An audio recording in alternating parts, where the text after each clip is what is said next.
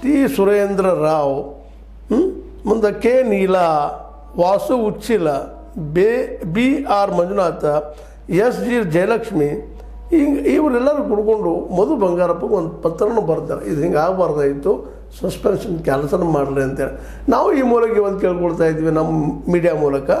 ಇದೇನು ಸಸ್ಪೆನ್ಷನ್ ಮಾಡಿದ್ರಿ ತಪ್ಪದ. ಯಾಕಂದ್ರೆ ಅವ್ರು ಕೇಳಿದ್ದು ಕನ್ನಡ ಉಳಿದಷ್ಟೇ ಅಲ್ಲ, ಅಲ್ಲಿಯ ಸುತ್ತಮುತ್ತಲ ಶಿಕ್ಷಣ ಬೆಳೀಲಿ ಅನ್ನೋ ಉದ್ದೇಶದಿಂದ ಮಾಡಿದಂಥದ್ದು. ಮತ್ತು ಇದೊಂದು ಅಭಿವೃದ್ಧಿ ದೃಷ್ಟಿಕೋನ ಒಬ್ಬರು ಕಾಳಜಿದಿಂದ ಶಿಕ್ಷಕರನ್ನ ಅಮಾನತು ಮಾಡ್ರೆ ಅಂಥವ್ರು ಪಾಪ ಸಹಜವಾಗಿ ಏನಾಗ್ತದೆ, ಮನುಷ್ಯನಿಗೆ ಡಿಸ್ಕರೇಜ್ ಆಗ್ತದೆ. ಅವ್ರನ್ನ ನಾವು ಎನ್ಕರೇಜ್ ಮಾಡಬೇಕಾಗ್ತದೆ. ಸರ್ಕಾರಕ್ಕೆ ತಿಳಿಸಿ ಕಟ್ಟಡಗಳನ್ನು ಒದಗಿಸುವಂಥ ಕೆಲಸ ಮಾಡಬೇಕು ವಿನಃ ಅದನ್ನು ಸ್ನಬ್ ಮಾಡುವಂಥದ್ದು, ಹೋರಾಟ ಮಾಡೋದನ್ನು ತಡೆಯುವಂಥದ್ದು ಇವೆಲ್ಲ ತಪ್ಪು ಅನ್ನೋದಕ್ಕೆ ಇವರೆಲ್ಲರೂ ಪತ್ರವನ್ನು ಬರೆದಿದ್ದಾರೆ ಮಧು ಬಂಗಾರಪ್ಪನವ್ರಿಗೆ. ಮಧು ಬಂಗಾರಪ್ಪನವರು ಈ ದಿಶೆಯಲ್ಲೇ ಒಂದು ಏನಪ್ಪ ಅಂತಂದ್ರೆ ನಮ್ಮ ಈ ಒಂದು ವೀರಣ್ಣ ಮಡಿವಾಳರವರ ಪ್ರಯತ್ನಕ್ಕೆ ಅವ್ರು ಮಾಡುತ್ತಿರೋದು ಕೆಲಸಕ್ಕೆ ಸಪೋರ್ಟ್ ಮಾಡಿ ಅದನ್ನು ರಿವೋಕ್ ಮಾಡುವಂಥದ್ದು.